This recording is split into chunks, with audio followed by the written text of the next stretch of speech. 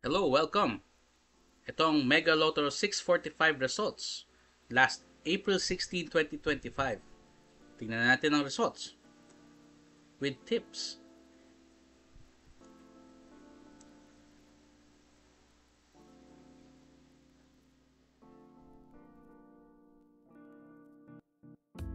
So, ang Mega Lotto 645, ang jackpot price niya ngayon ay nasa 8,910,000.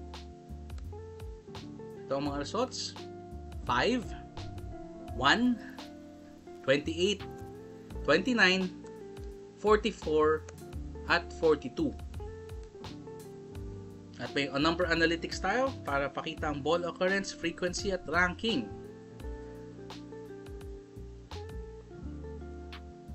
Ito ay i-discuss later sa analysis and tips.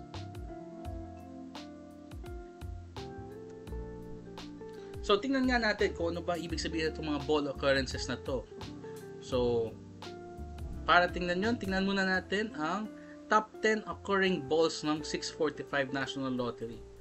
So, ito ang top 10 occurring balls. So, 25 ang pinaka namumuno na number 1 na 229 times na siyang nagpakita since 2015 sa National Lottery. So, dito makikita nyo kung sa ating mga results ngayon kung sino ba ang mga nandito sa listahan na to. Meron pala tayo dito na top 4, which is yung number 42 na 221 times na siyang nagpakita since 2015. So ito, madalas itong lumalabas katulad ng mga nasa top 10. So may chance ito na sa susunod ng mga draws, ito ay baka magpahinga. So ano ba yung bottom 10 occurring balls? Ito ang mga bottom 10 occurring balls. So ang 36 ang pinaka-kulelat with 166 times lang nagpakita since 2015. Napakalaking difference dun sa number 25 na 229 times na. So ano ba ang average para malaman natin? So ang average times na nagpapakita ang mga bola ay 199 na so far since 2015. So makikita malayo ang 166 at malayo din ang 229. So ano ibig sabihin nun? Baka sinasabi lang nun na yung top 10 occurring balls baka sa mga susunod na draws ay magpahinga at ang bottom 10 occurring balls ay sa mga susunod na draws ay baka mas ganahang lumabas. Pero hindi yan garantisado, pero yun naman ang nature ng statistics. Lahat ng nasa statistics na yan, nag-average. Subukan nilang kumantay sa isa't isa. So, tingnan nga natin sa mga bottom 10 occurring balls, sino ba ang nasa latest results natin? Meron tayong number 28 and 29. At ang number 28 pa, yung pangalawa sa pinakakulelat. At ang number 29 ay ang panglima sa mga kulelat.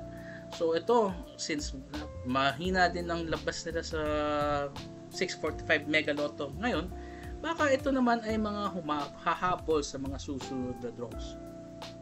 So, hindi lang naman yung ball occurrences ang dapat natin tingnan, no? Meron pa tayong tinatawag na odd-even distribution. So, ano ba ang odd-even distribution ngayon? Meron tayong tatlong odd at meron tayong tatlong even. Ang ganda. Ano ba sa previous draws? Yung April 4, overwhelming majority ang even. Yung sumunod sa April 7, majority pa rin yung even. Pagdating sa April 9, bumawi ang odd. Tapos sumunod naman sa April 11, naging balance na. At sa sumunod, bumawi na naman at naging overwhelming majority na naman ang even. Baka kaya ngayon, yung results natin yun, bumalansi kahit papaano ulit. Ano kaya ang posibilidad sa susunod na draw? Baka balanse ulit para lang mabawi-bawi ang mga overwhelming majority ng even doon sa past 5 draws? Or baka bumawi naman din ang odd? Kasi tingnan natin sa overall odd-even distribution ng 645 Mega Lotto, ang chances naman talaga na majority odd or majority even, tama lang pag isa ang sobra, isa ang lamang ng isa. For example, may imbes na 3-3 odd even, 4 yung odd or even, kesa sa overwhelming majority. Makikita dito, pag overwhelming majority, kunyari, 5 odd ang tinataya mo, tapos isa lang yung even, bumababa siya sa less than 10% chance. Tapos pag all odd ang tinataya mo or all even, nasa halos 1% chance lang ang ganong klaseng taya. Mapapansin nyo, nagkikita-kita ang mga taya sa medyo equal ang odd at even. Kasi yun ang nature ng statistics din. So, next naman, hindi lang kasi odd even at saka ball occurrences ang pagpapasin natin. Meron din tayong low and high na category. So, kitang-kita naman, meron tayong 2 low numbers at 4 na high. Napakadaming high. Tingnan natin sa previous 5 draws. Aba, majority ang high sa unang 2 draws. Tapos, sumunod, nagbalanse na. 2 beses naman nagbalanse. Mula sa 2 beses na majority high. Tapos, yung draw bago nito, ay majority na ang low. Tapos ngayon sa draw natin, majority ulit yung high. Tingnan natin kung sa next na draw is magbalanse na ang low at high or bumawi ulit yung low kasi mukhang try na itong bumawi dun sa past 5 draws. So tingnan natin yung low-high distribution. Makikita nga naman just like yung odd even distribution, mas nakikita talaga sa equal na low-high na distribution ang magandang combination. Ano ba ang low-high? Tingnan nga natin. Ayan, sa chart sa baba, ang low numbers ay ang 1 to 22. Tapos may mid number na 23. Tapos high numbers 24 to 45. Tapos may low, high, mid, low, at saka mid, high, at saka high. So, kung tataya kayo, pwede nyo gamitin reference to.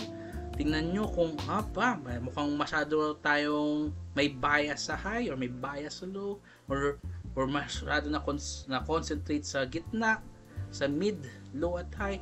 So, try nating i-distribute ng maganda-ganda yung chances natin. So, yung numbers natin, wag natin i-concentrate masyado sa iilang lugar lang dito sa distribution. Pero, syempre, gamitin pa rin din as reference yung ball occurrence. Kasi baka naman sobrang labas na ng labas yung bola, tinataya nyo ng tinataya pa, medyo lumalabo yung chances natin doon kasi ang mga bola na yan ay magpapahinga din. And wag din kalimutan pala yung odd even din. Baka naman pag puro even lang ang tinataya nyo, malabong usapan din yun. So, ayun. Thank you very much for watching. Stay tuned for more Lotto results, analysis, and tips. By the way, this is a new channel. We're trying to start kung ano yung nakita nyo ngayon na pwede kami magbigay ng Lotto results na may kasamang analysis and tips. So, we're trying to find out more ways to make it more fun and more interesting. These are not guaranteed advices, but it makes the game more interesting to play and perhaps even more fun.